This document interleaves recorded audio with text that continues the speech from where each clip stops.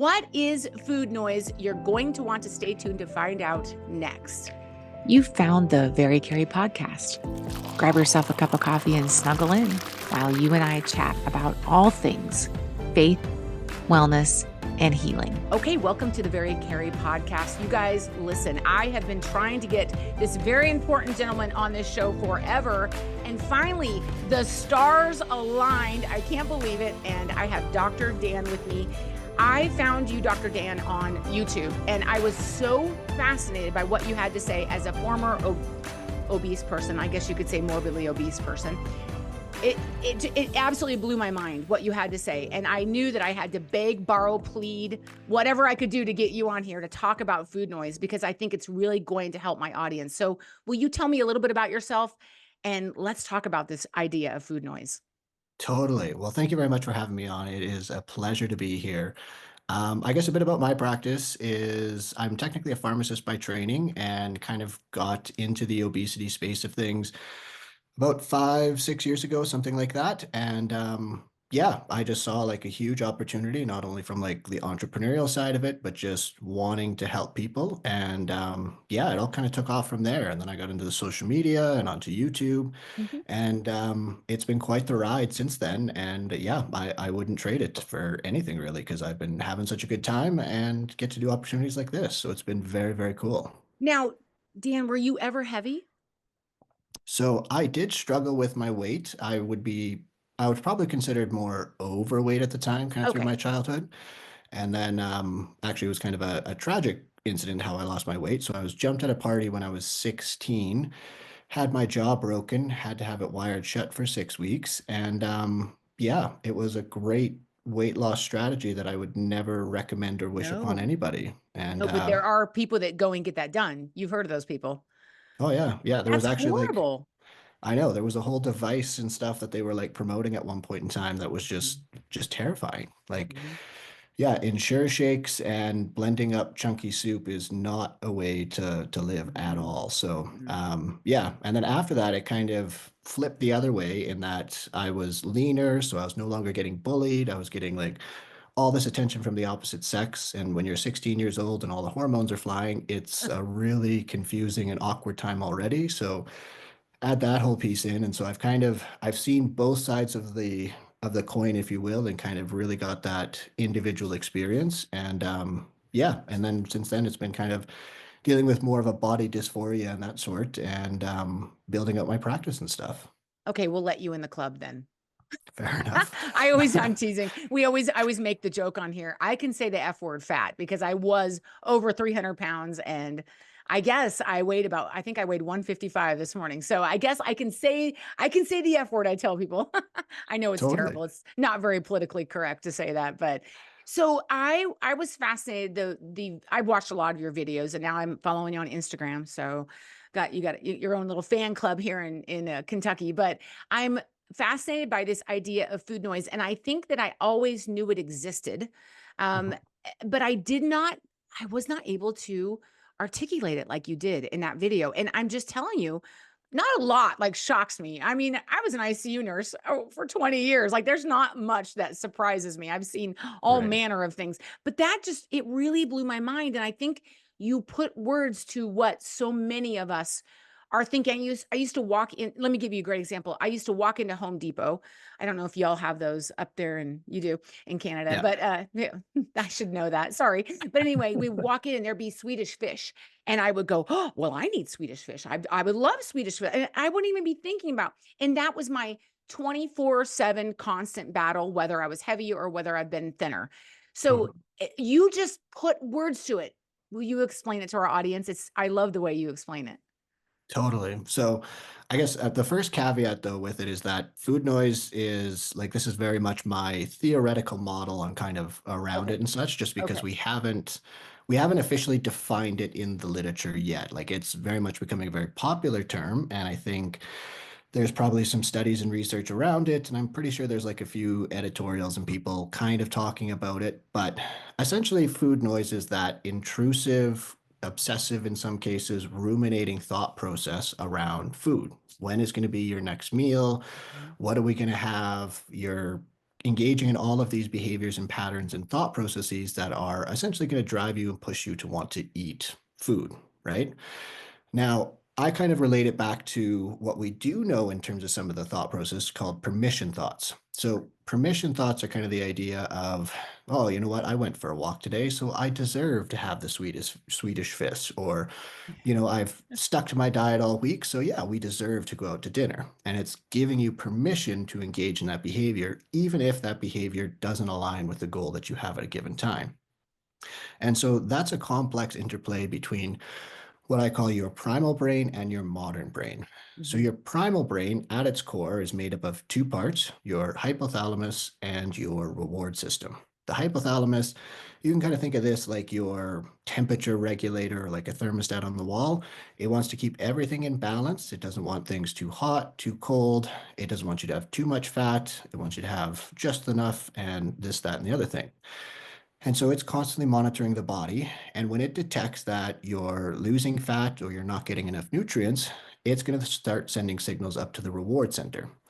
Now, the reason it needs to do this is because your reward center, that's where our motivations come from. That's what gets us up off the couch to either go for a walk or to go to the fridge or whatever it is. It is driven by dopamine, which is a very, very powerful hormone and chemical that gets us to do those things and gets us to have pleasure from engaging in those things. And so that's the foundation of your primal brain. It is irrational, emotional, and it does what it wants. And it's founded in thousands upon thousands of years of evolution and biology. And if it wants to eat the cookie, well, it's going to eat the cookie whether you would like it to or not. And so that's kind of in the back end, always running, always ruminating, always thinking about X, Y, and Z. Where we start to see kind of the food noise and that sort of thing is when we move over into the modern brain. So the primal brain is going to say, hey, we need food and we need it right now. And yeah, I don't want the apple. I want you to go find the apple pie. So it's going to be sending signals up to that modern brain. Your modern brain is your prefrontal cortex. It's the part of our brain where we set goals, where we can say, hey, if I eat apple pie every day for the next 10 years, well, it's probably not going to be good for my health. And so when it gets those signals coming in from that primal brain and kind of that lizard brain aspect, it's going to start generating the thoughts and the processes and start ruminating on food and thinking about when is your next meal and you deserve to eat this and you deserve to do X, Y, and Z.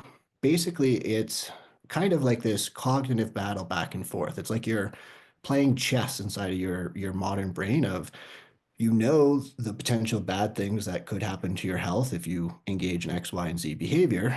But at the same time, it's like, yeah, but everybody's really pushing us. Like they really want us to go and do this. And, it's not a terrible idea. Like if we did it just this once, that wouldn't be too awful. Like we could always start the diet on Monday. And so it's this back and forth of kind of rationalizing and trying to deal with the emotions and the feelings and the hunger that are coming up from that primal brain.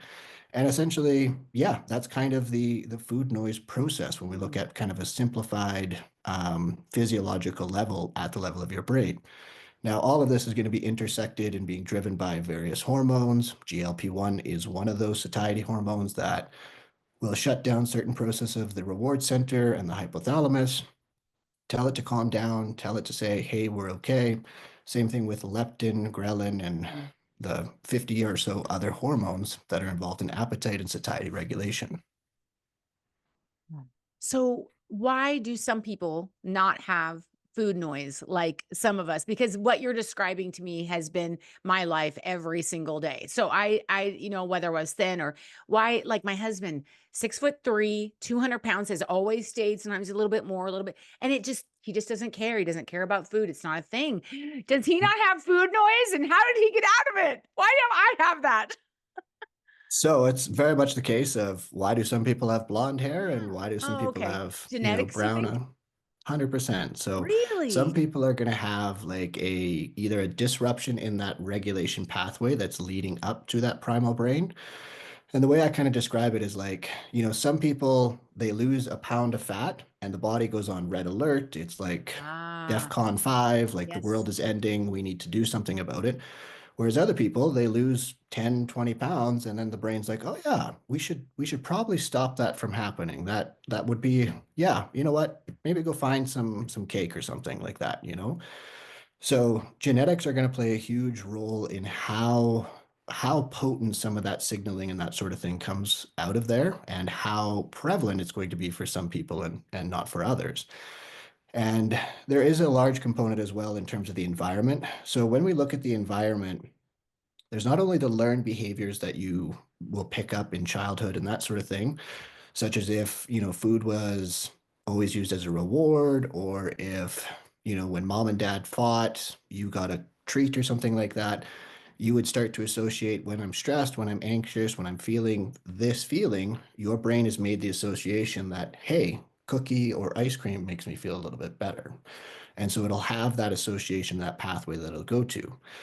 There is also a large area that's starting to come out around epigenetics, which is so genetics. What we're looking at is like the core genetic code that you were born with, and that makes you you. Epigenetics is kind of the process of the environment, including when you were in the womb, where you live, you in Kentucky versus me here in Canada. That's going to switch different genes on and off that are also going to play a role in terms of, yeah, how big your cravings are and what foods you do crave. So it's all this complex interactions on various things that are going to affect the process and such like that, and things that you ruminate on, the things that you think about, and ultimately how much food noise you have and don't have. Now, there's certainly a lifestyle component of it that I've seen as well, where, yeah, if you have a long history of yo-yo dieting, so losing the weight, gaining it back, losing the weight, gaining it back, that can actually cause food noise to come and be ramped up at a higher level, because your body is saying, hey, we need to make sure we have a consistent amount of food coming into the system. And we're panicking because if we don't have that, that could mean death. And again, that apple just isn't going to cut it when we're trying to survive. The apple pie is a much better option. So that can also play into it. And also, if people are not getting enough of the appropriate nutrients, even things like activity, we're starting to show linkage with, if you're more sedentary, you can actually get a decrease in your satiety hormones like GLP-1 and an increase in ghrelin levels. So that's also going to play a role. So there's other things that someone can and the things that you can have an effect on, but ultimately it's a complex interplay, and where exactly it is for you as an individual takes a lot of trial and error, and a lot of it we just don't have the technology to know, or technology and knowledge to know, yeah, it's this gene that you have that's causing the problem, and so on and so forth. Dr. Dan, just so you know, we call that eating our feelings. I don't know if you know about that, because let me just tell you, all my ladies are. I remember walking into a stressful situation one time, and I remember after coding a patient, patient is trying to code, and afterwards I was just in the break room, just like shoving food in my mouth, and I was like, "What am I doing? Like, I'm not even hungry." And I mean, we always say, sometimes if I'm really stressed, I'll be like, tell my husband, "I'm going to eat my feelings, and I'll be right back." Totally, So absolutely. he doesn't understand that at all. It just some people live to eat, other people eat to live. I mean, it's just I've met these people. And even in my own family, I have a sister who just doesn't care to eat. It doesn't bother her whether she eats or not. And me, I'm like, I'll never forget. My husband was stationed in Alaska. He was in the Army for 26 years. And I had lost my weight and had kept it off, but still struggling with the food noise. And I think even now it's still a little bit of an issue. I've made more peace with my food, but we were getting ready to go on a side by side, like a four-wheeler out in the middle of on a glacier, because they have Mhm. beautiful glaciers. So we're heading out, and all I can think is, well, and I start saying it out loud, well, we have to stop and get food. I mean, what if we had this and it and it? And my husband turned to me, he goes, Cari, there is food everywhere. Like, are you that worried about eating? Like, we're only going to be out there. Like, even if it was a day, you're not going to die. And I was just like, I was so embarrassed. But that's all I could think of. We're going to be on these four-wheelers on a glacier. And what if I don't have something to eat? Like, what's going to happen to me? And it's just so interesting that was my focus. So who is in your experience? I think I know the answer, but I'm not sure. Who is the food noise loudest for, and the people that you find really struggle with it? That's a very interesting question. And I would say, I mean, this is very much Your my opinion. anecdotal Yes, and yes. experience and I stuff. know you don't have to have research. I know you're a pharmacist. It's okay if you just tell me what you think. So what we're kind of dealing with, I think, is, I mean, a large majority is going to be women that I think are more focused and experiencing more food noise. Hmm. But in saying that, I've had a number of male patients who are, well, I guess the distinction is that women are maybe a lot more aware of it and have probably Ah, had conversations with, other women about it, whereas males that I've met, again, with males just not being as in tune with their emotions and feelings and thoughts and that sort of thing, correct. they have it, and it's not until they start medication that they're just like, that sound, it's gone. Like I don't hear it anymore. I don't think about food. They become like your husband, where it's not a concern. It's not something they're worried about. Not a thing. And so, excuse me. And so it's kind of a difference on that side. So I think there's lots of men out there that are experiencing it and going through it, but they're just not tuning in with it. Like it's just like, oh, this is just part of being a guy or whatever like that. But definitely on the women's side, yeah, I would say there's a lot that are experiencing with it, particularly those that have an extensive diet history. And I would also kind of say, depending on what kind of relationship they have with their body as well. So Mm, if there's very much a preoccupation with, I have to look this way, I have to get to this number on the scale, I have to, be X, Y, and Z, because then I will get, love and support and mm, fit whatever ideal society has said that I need to fit into.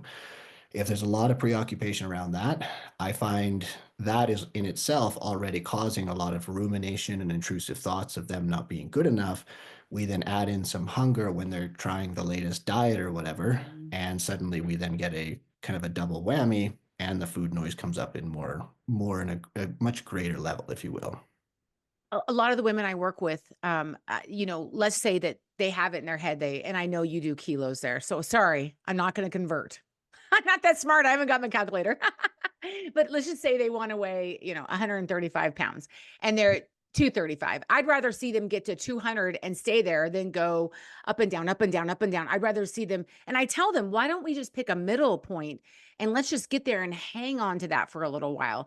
Because I feel like now I feel like I have some science to back it up. Maybe I'm going to use you. I'll be like Dr. Dan said, because it's got to be healthier than the yo-yo dieting just to get to a middle ground. Maybe it's not ideal. Maybe you're not a size 6. Maybe you're not, but who cares? First of all, that's a whole nother podcast. But anyway, um, Really. so what you're saying is the food noise tends to be louder with yo-yo dieters. I'm going to say that in the back. Was everyone in the back of the church heard that? Is it true? Totally. I Okay. mean, yeah, anybody that's even on a diet or has lost a substantial amount of weight, like, Carrie at 155 pounds versus Carrie at 300 pounds, I can guarantee you your food noise was substantially louder along that journey, and probably was louder at the point when you're at a lower weight, because part of it is all the metabolic adaptations that your body is undergoing. Your body doesn't want you to lose fat, again, because 30,000 years ago, losing fat, not getting enough food, well, that meant you were going to die. And so, you're not trying to get skinny for your cousin's wedding or something. Right. And so it's keeping that in mind that, yeah, as you lose weight, your appetite, your hunger, your metabolic rate, all of those things are going to adjust and adapt because your body is trying to preserve as much fat tissue as possible to keep you alive. And so that's kind of definitely the process that yo-yo dieting, on a current diet, how much weight you've lost, all of those things are going to play into it. And this actually, kind of as a quick aside, when people talk about being on the medication and coming off the medication, no one is really talking about and explaining that you're going to have to deal with all of this food noise to a level that you have never experienced in your entire life if you've lost a substantial amount of weight with one of these medications. And the medication at a given time is what's keeping it at bay. And Yes. that's why when you come off of it, a majority of people gain the weight back, is Yes. because biology says, hey, it's open range, open season now. We can do all the things. We're not being held back. And yeah, we're going to get you to eat everything in sight because Wow. we're panicking, we're freaking out, and we need to get that weight back up. So let's talk about the GLP one and twos because I am, I can't, like I told you before Dan and I started talking on this recording, I was telling him that I tried a GLP two for a little bit, and I literally was like shocked at how much that. I mean, I described it before I heard you. I described it as the monkey in my brain just completely went away, and it was shocking to me. And of course, I've since then, not taken the medication, but I think that I think it's fascinating what it does. And I want to recommend it to people. I want to help people with this, of course, but I don't, if they can't deal with their food issues, if they can't deal with why they overeat, I feel like it's the wrong thing to do to recommend it. Does that make sense? I want to be ethical about my recommendations. It's like if someone Totally. comes to me and says, "Should I get a bypass? Should I get a sleeve? Should I get a Rowan Y?" Like I have to tell them, these are the things that could occur because of that. I want people to be healthy. So what's your take on that? Totally. So, I mean, the biggest thing that we need to understand about these medications is that they're not a cure-all, they're not a fix-all, they're Correct. very much a tool. Not a magic And bullet. That's what I tell totally. people. Well, and I guess, do you guys have AC in your house? Yeah, we have air conditioning. Yeah. Air conditioning. Okay. So, air conditioning, I mean, you could go without the air conditioning, right? Yes. It's hot in Kentucky. That it is. But you could go without it technically, Yes. and We life would be less pleasant, especially during those hot summer days. correct. But why would we want to make our life harder if we don't have to and we have the technology that can make it a little bit easier? So, what I always tell people is like, you've been on diets. I mean, you did it without the medications and stuff, and you were out there and grinding away and fighting tooth and nail to get the weight down. And people absolutely can do that. And yes, you do need to wrestle with and deal with the underlying food issues and that sort of thing. But the medication can provide you a little extra in terms of just calming things down and just making it a little bit easier to walk up that mountain.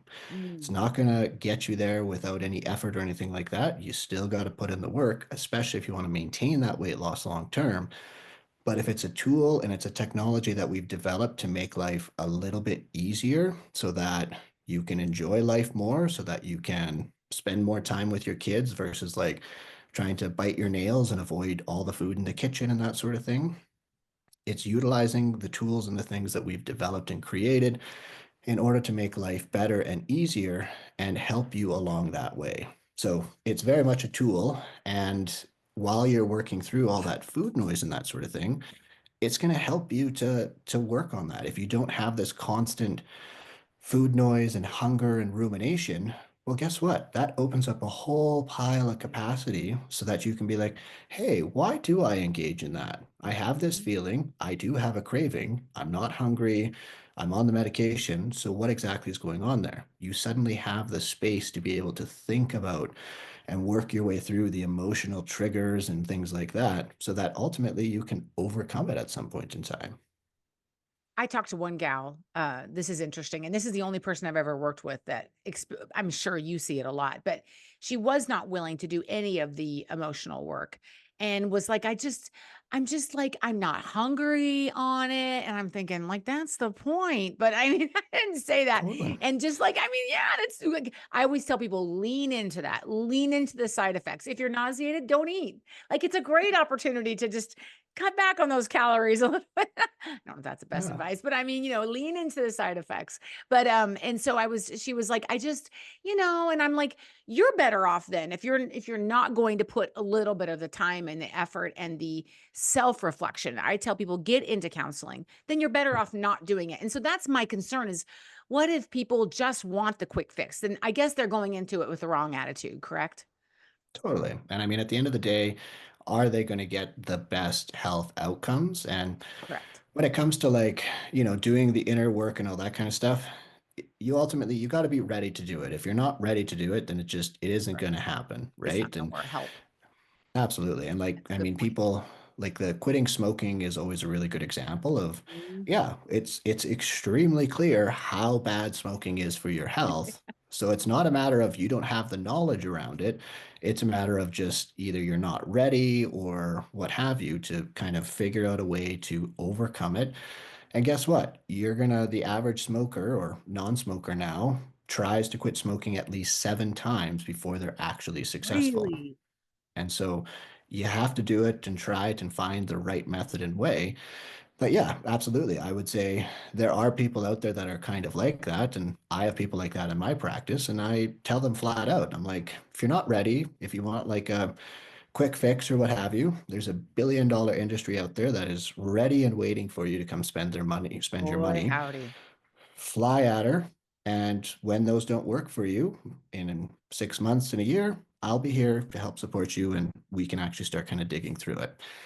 So you're definitely going to come across those people and they are out there and some of them will eventually turn the corner and have a rock bottom moment, if you will, and some of them just won't. And it's unfortunate, but that's just kind of the reality of humans and behavior change. And I mean, the whole concept of digging in and dealing with your feelings and all that kind of stuff, it's scary and it sucks. Like, Yeah. again, biology and evolution doesn't want you to deal with painful things. It wants you Mm, to continue eating the food, continue to feel good, get those short, quick highs versus like, oh, great, I got to sit with my feelings and emotions now. Like, you just don't want to do those things because yeah, it's hard. mhm. It's just not something that we're geared for emotionally and evolutionarily speaking.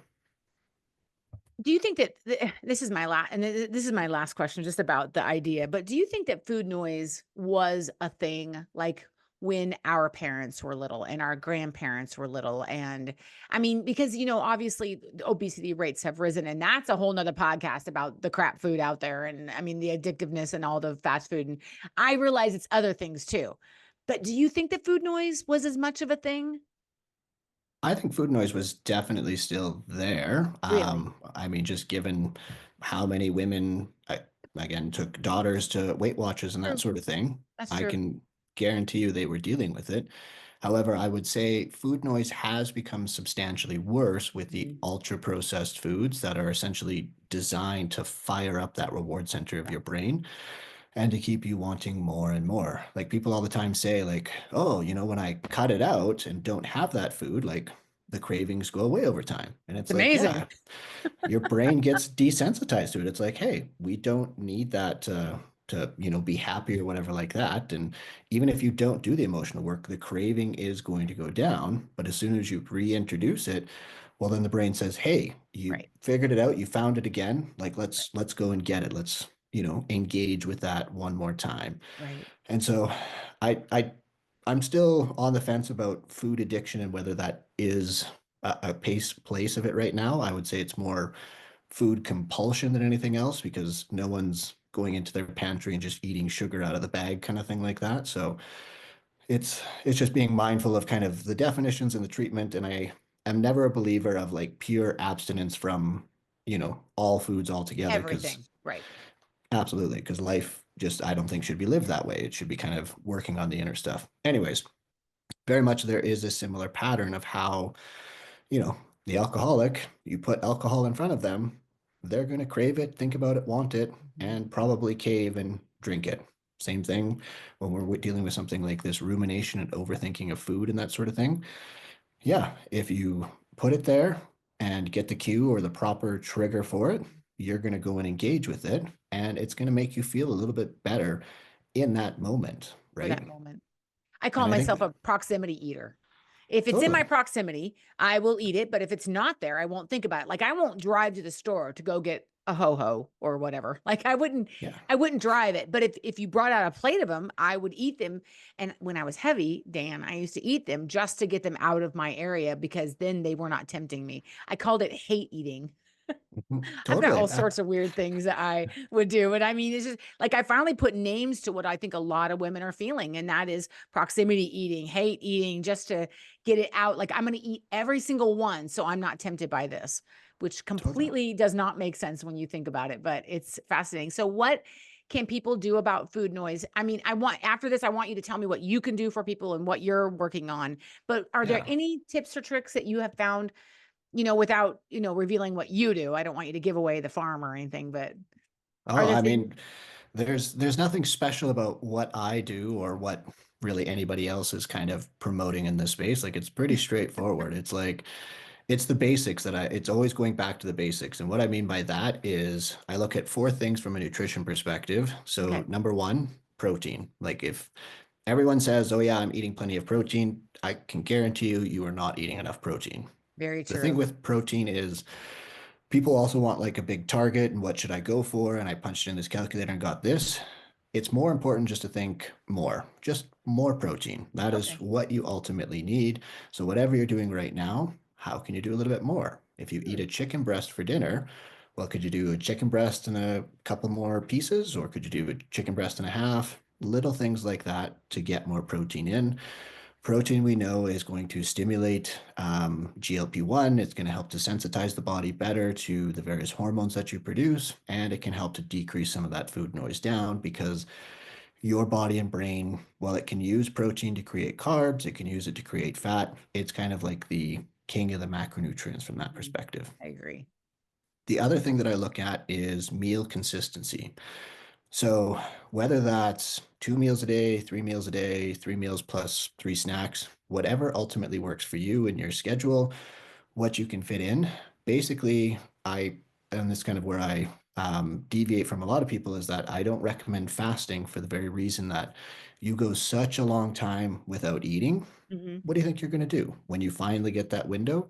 And when you're super starving and hungry, well, it's very hard to put back good quality nutrients. Whereas highly processed food, I can put back like a 3,000 calorie pizza, no Yep. problem. One sitting, easy, right?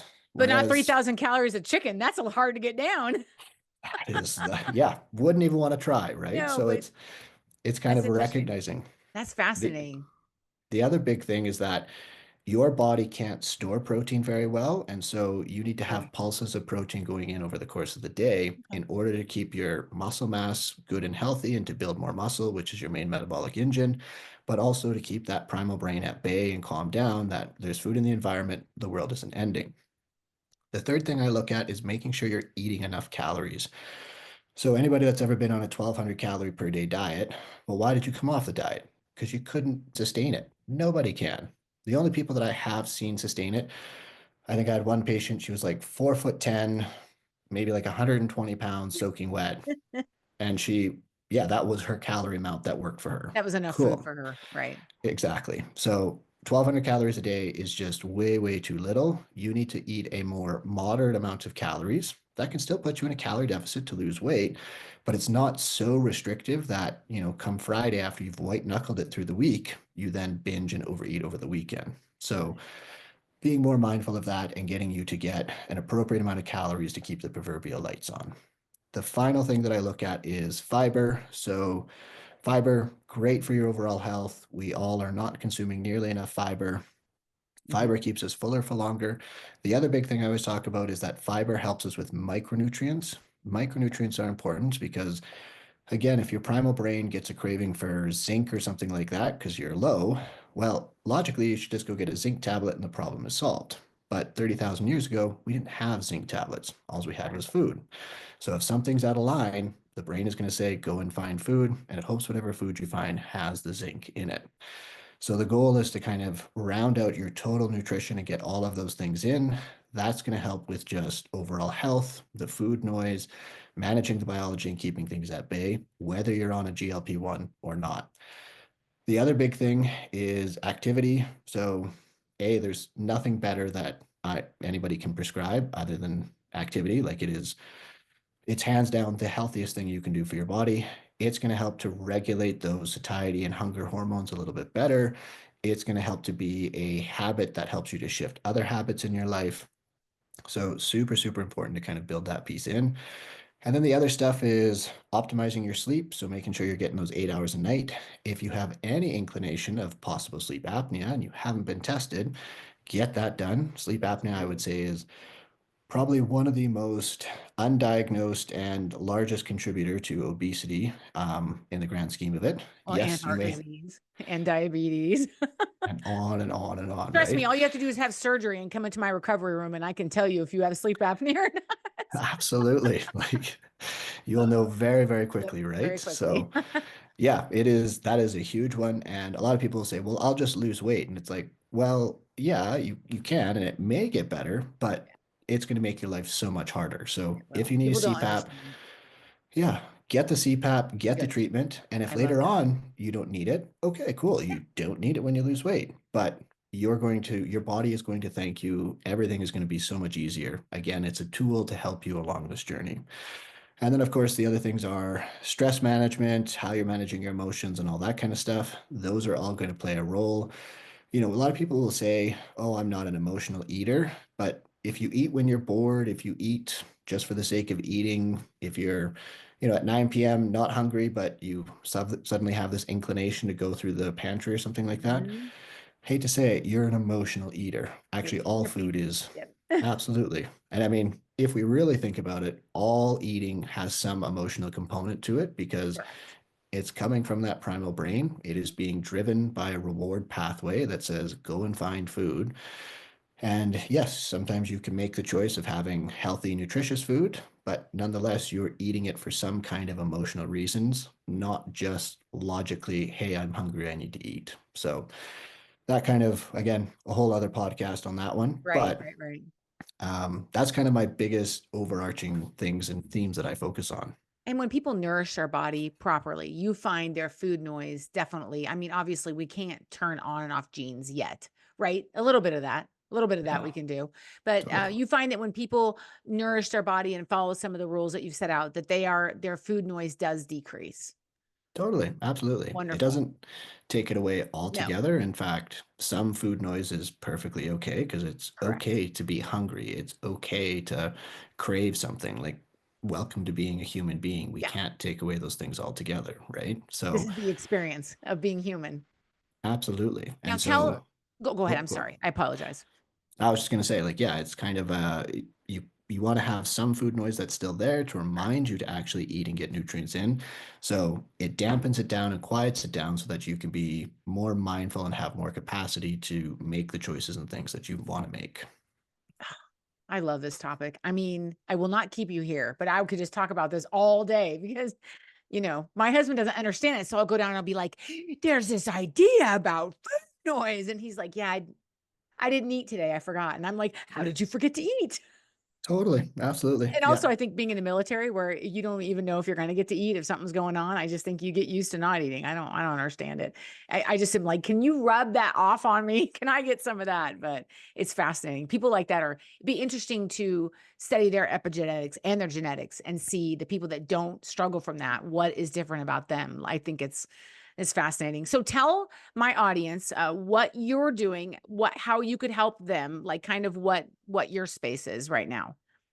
yeah. So I guess my space right now has been definitely on my YouTube channel and building that out. So at the official Dr. Dan, you can find all the information and resources around GLP-1s and that sort of thing. I've recently built out a group community of kind of like-minded individuals who understand and get it, content that's all being curated by myself and our team Oh, to, good. give you evidence-based medicine or information on medications, but also on the lifestyle aspect, the emotional stuff, and kind of working your way through that. So that's called Dr. Dan's Empowerment Hub. And then if you happen to be in Alberta, Canada, you can come see me at my pharmacist-led obesity clinic.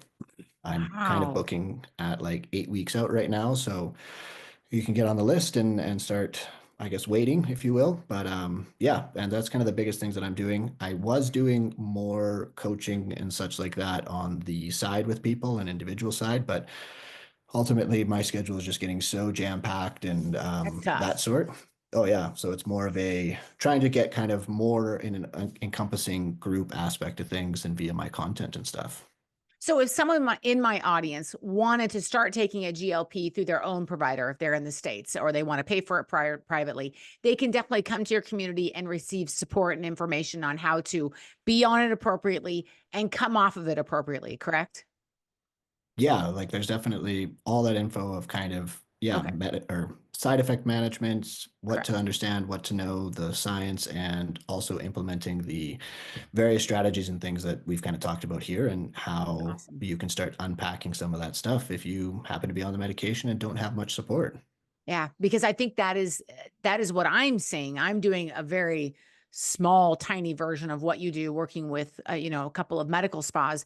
And I'm just seeing that people are on it. And, I had one guy say to me, well, my weight loss has slowed down, but I'm eating taters with every meal. I'm like, how about just cut back the taters a little? And then he lost all this weight. I mean, it was like, he just didn't know. He didn't know. There's nothing wrong with potatoes. I'm just saying the proportions were a little bit out of whack. So have your steak, just cut back on those potatoes a little bit. But I Totally. mean, that Yeah. kind of stuff, like a lot of people are just giving the medication and not giving any advice on how to do it appropriately. And I think that's where that scare tactics coming in. And a lot of the stuff I hear in the media, which of course you can't trust, about all these awful side effects. And listen, you can have muscle loss from getting a gastric bypass and not eating correctly. It's all about what you choose to eat.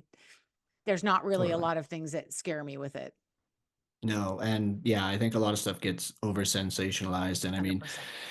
the media, I mean, it's a moneymaker, right? Like everybody's talking about it. Mhm. 60% of Americans have tried it or wanting to try it. Like it's a big topic right now. And so yeah, sensationalizing and talking about the risks, they say that they're doing it to kind of inform the public, but it's clear that whoever their Warm. science people are, either just aren't science people or do not know how to critically appraise the literature and actually go through and understand, is this actually a risk? What are actually the facts around it? And what do people need to know? And that's what we're here to do. So Dan, I know that you are highly sought after, and it just means the world to me that you would take the time to come and just explain it. I know, back to the basics, but I feel like there's a whole section of people that I work with that just need to understand, be able to just put words to what they're struggling with. Sometimes when the monster has a name, for some reason, it's easier to embrace. oh, It's yeah, just like, it's, if I know that's what it is, then I can say, no, food noise, you don't control me. You don't get to make decisions for my life. I get to make decisions for my life, and just having a name for it and a way to battle it is so empowering as women and men who have struggled with weight for so many years. I feel the pain of the people I work with, and having been there, I truly understand where they were. So, and where they are currently. So this is just like, I know it seems like, I know you talked about it 100 times, but it's life changing for me to have a name for it. totally. Yeah. And I mean, it's like anything. It's not just saying, well, I guess there's just something fundamentally wrong with me. It's like, No. no, I can point to something and be like, I can't do anything about it. It's McDonald's and all their taste testing with their French fries and which taste buds respond the most. totally, I can say absolutely, right? French fries and you know exactly what they taste like, right? We can all do it. And that, my friends, is how we got into this mess, not just McDonald's, but you know what I'm saying. So thank you again. Absolutely. You're amazing. I appreciate your time. My pleasure. Happy to be here. Thank you. Thank you so much for joining me on today's episode. If you would like to find out more about what I am up to, go to verycaripodcast.com, click on the menu button, and under the tab You Are Here, that's a U and an R and a here, you can find out about the coaching I am now offering. I would love, love, love to have you be a part of what I am doing. Head to the website, check it out, and thanks again for joining me today.